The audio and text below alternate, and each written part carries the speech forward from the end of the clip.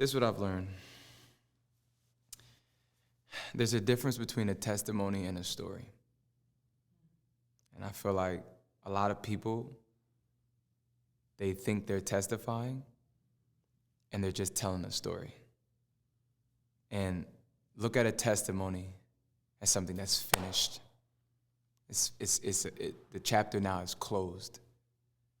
And whenever a book is finished, let's say in our terms, it's ready now to be put out there.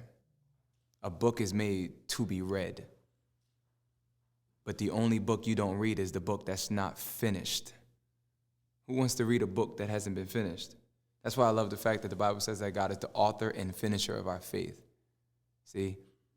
He's the author. So God is writing the story. You could look at the testimony as the glory moment, the victory, the finished product. And I'm realizing it's best to talk about stories when it's time. And so I've learned that the Bible says it is God who gives us the strength, the power, and the desire to do whatever it is that pleases him. So if you feel like you can't talk about something you're going through, it could be 2 layers. Number 1, it's not time to talk about it. That's number 1. Number 2, you may need to ask God for the strength to talk about it. But to me, if you even have to get to layer number 2, which is ask God for strength, it's probably because it's time. And so when it's time to tell a testimony, it's probably a need. When someone in the room has gone through the same thing I went through, and I say to myself, if only they knew my story. If they only knew what I had went through and how God brought me through. And I can feel it in me, something saying, I should probably share. Because there's a legitimate fear that comes with vulnerability. And we can confuse that with, I probably shouldn't. It's not time yet. No. That's a sign that you probably should. Because the devil is not going to tell you the testimony. He wants someone in the room to think they're alone. No one else has been through that. They're going crazy. Nope. And see, but I also have heard people talk about the story and it's not finished. So it's like, thanks for the courage for saying that. But like, you should go handle that right there though, in that story, because like, you should probably get that addressed because but thank you for your courage, you know what I'm saying?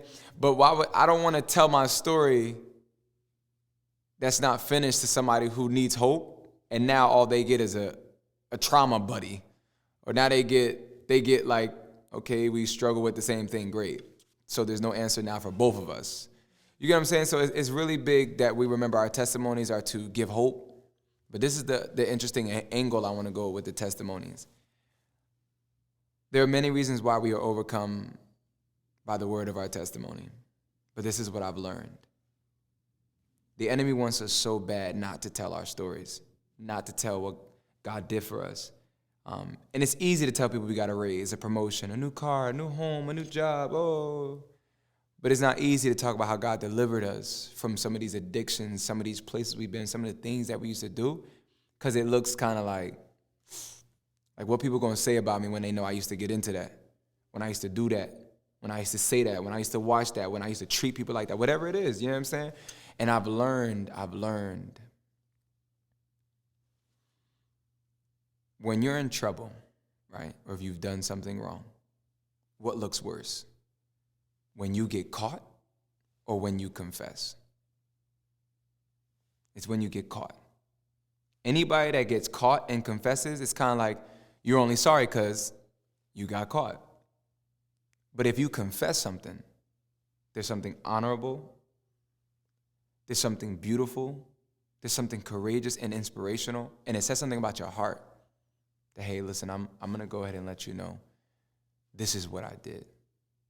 And so I'm seeing that the enemy, he's been trying to cripple people from telling their testimonies so that they can climb this ladder of success and whatever that looks like in their life, and then trying to expose them. Almost like, some news came out that, this famous person right here famous stylist. She's doing all this great stuff. She used to do this. And now it's like, oh. And because you never spoke on it, you never addressed it, you never testified, now it looks as if something you tried to hide. Pure, something very pure. God brought you through it.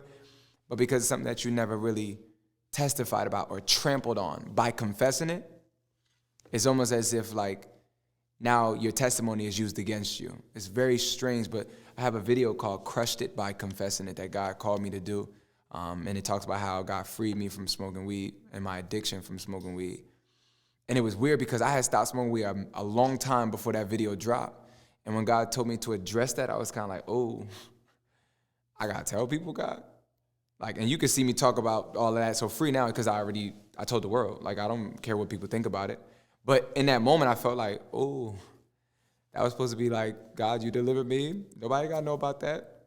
Nobody got to know how I used to get into that. That was something that was a part of myself. I'm going to leave it there. And he said, son, you didn't crush it because you quit. You crush it when you confess it. You crush it when you testify. See, you overcome by the word of your testimony. It's powerful. It's powerful. And so for me, like, and I would encourage all of y'all, if there's ever been something you've been through, gone through, you know God brought you through, God has changed you, God has shifted things, God has moved things. I don't care how embarrassing, I don't care how shameful, how guilty, how dirty it made you feel or makes you feel. I don't even care. I think the clearest thought that it's vital that you share your stories when you say things like, well, what will they think about me after I tell them? Trust me, there's somebody in that room that needs you to tell your story.